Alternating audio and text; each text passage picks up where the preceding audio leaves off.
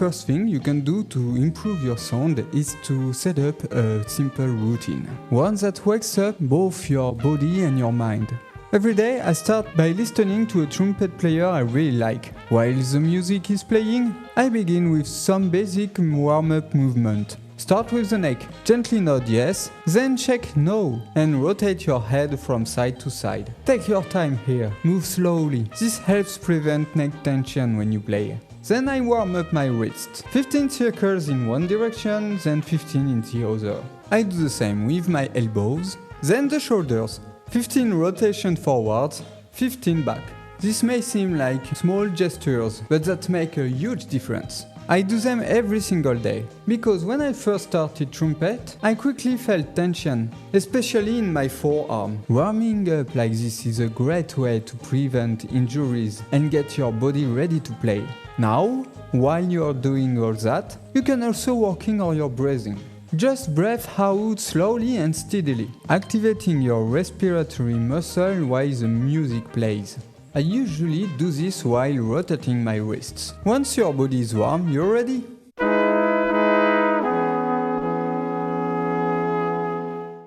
Now it's time to grab your trumpet. The trumpet demands real focus to build a great sound. Every exercise I will show you matters. Follow each one closely and pay attention to the details, so you can give yourself every chance to succeed. And at the end of this video, I will show you a simple trick to get a warmer sound instantly, but you will need to master the earlier exercises first. Let's begin with long notes. Let's play C, D, E, F and G. Hold each note for 4 beats, then take 1 beat to breathe.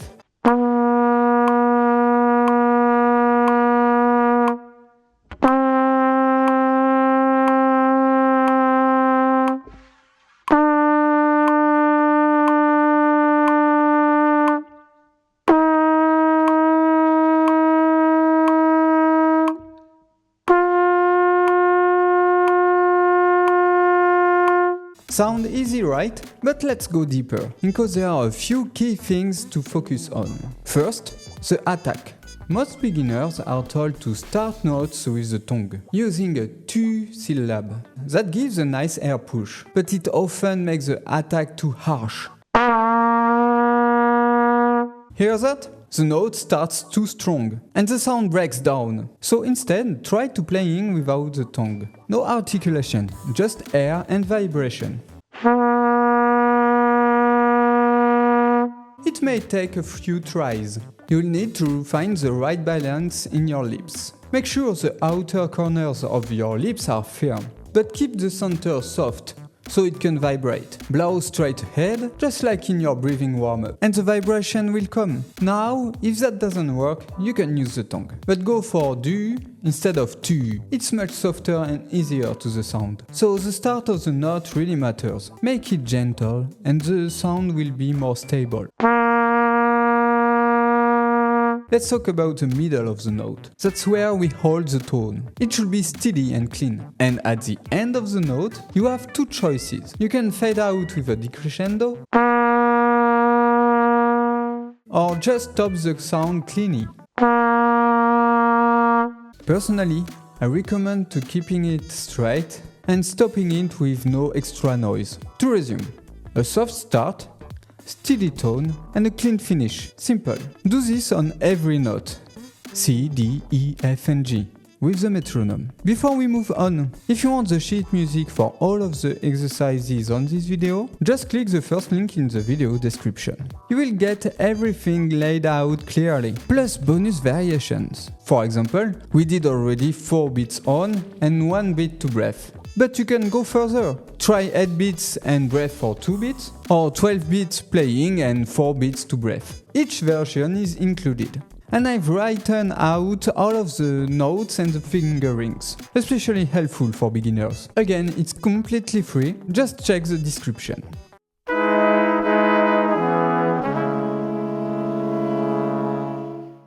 The second exercise I want to show you is lip slurs. It will help you on the evenness of your sound across all the registers, whether you are in the low, medium or high range. No matter where you are on the trumpet, you will get the same quality of sound. Here what the lip slurs exercise look like.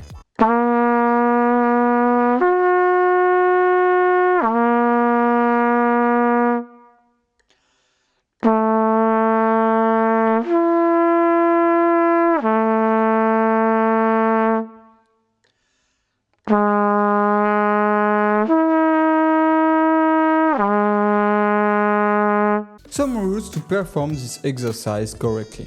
First, everything I mentioned about long tones and tongue setting applied here too. That means take care with your attacks, keep the sound steady throughout, and pay attention to how you finish the notes. Now, what's new here is the transition between the notes. I started by playing C and G, then back down to C. And when I move from C to G, I don't use my tongue. Same going back from G to C. It's really important. To perform this exercise properly, I recommend to imagine a smooth glide from one note to another in your mind. You can even exaggerate it. Instead of creating jerky movement, no, we really want something smooth. You can also try this on your mouthpiece alone. If you are somewhat comfortable with buzzing, this can help you improving your slurs on the trumpet. Using just the mouthpiece, it's easier to exaggerate the sliding effect.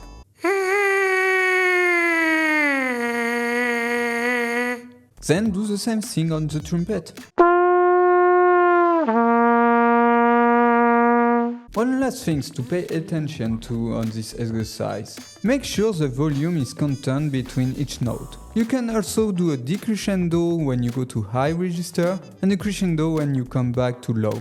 But the most important where you need to be consistent is with the color of the sound. It's common to have a warmer tone on the low notes like C and a colder tone on the higher notes like G. If you start with a warm sound on C, try to make your G sound such as warm, even though it's higher. To go further in this exercise, remember that the sheet music is linked in the description.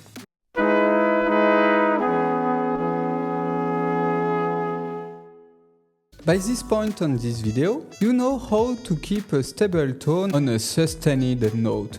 And you are able to move between notes while maintaining an even sound. Next, we are going to maintain that sound quality while using fingerings. The best way to do this is through practicing vocalizes. And I'll start you off with the most basic. First, C, D, E, F, G, then back down, F, E, D, C.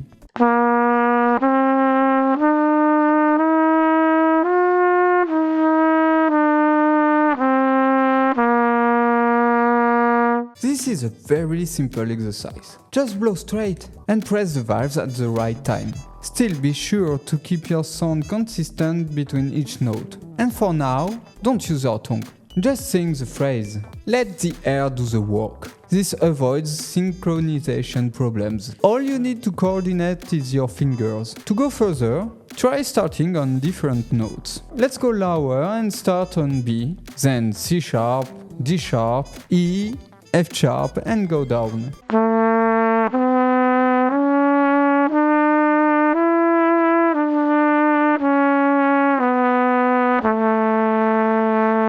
Or try on B flat, followed by C, D, E flat, F, E flat, D, C and B flat.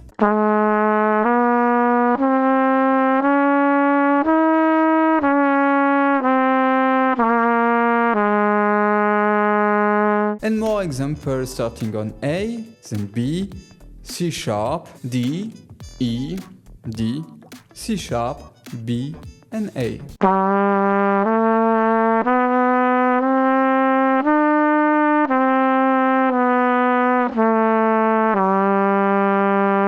If you practice all the exercises we've covered so far, your sound will already be much better. But there's still one thing that could mess it up: your tongue.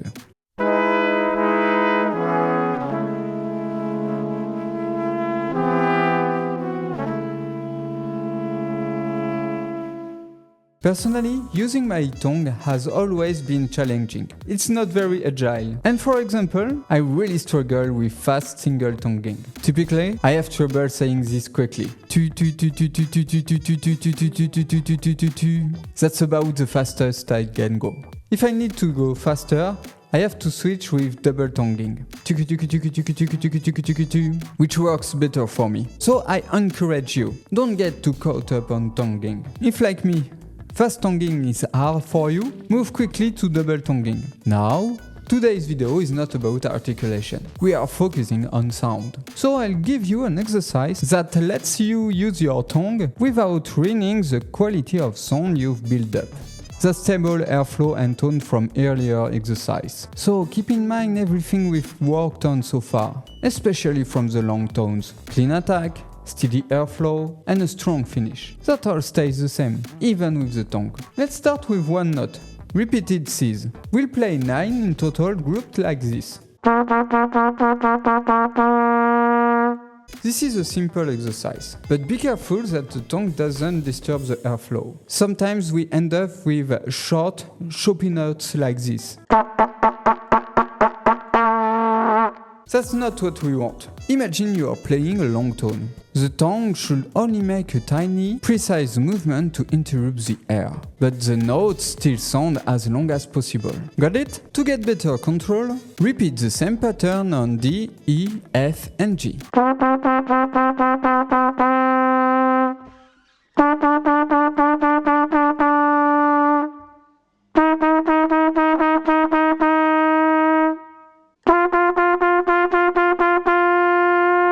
As I mentioned earlier, think do rather than to. It softens your attacks. As you improve, you can play around with articulation styles. But for now, stay soft and gentle. The next step is to synchronize tongue, air, and fingers. One variation is to alternate between C and D in this rhythm. Even though this exercise sounds simple, it's surprisingly difficult to perform it well at first. Then do the same with D, E, E, F, F, G, and G, A.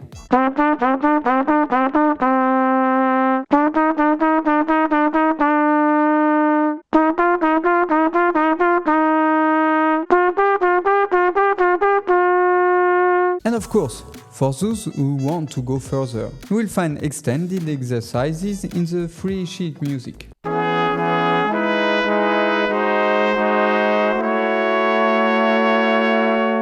As promised, here's a tip to get a warmer sound. These techniques come from saxophonists. It's called subtone. The idea is to add a little air to your sound. You may have already heard it in my tone during the exercises. If you listen closely, you'll notice my sound was not just pure vibration. There was some air mixed in. Don't worry, it's not that my trumpet is leaking. It's intentional. Let me show you the difference between a normal sound and a subtone. First, just the clean sound.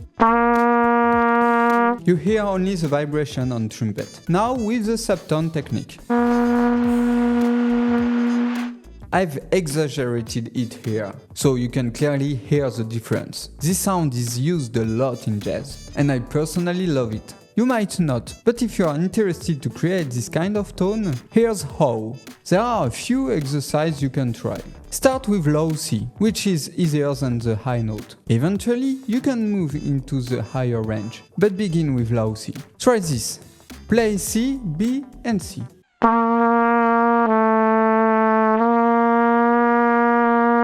Then, do the same, but just with your lips.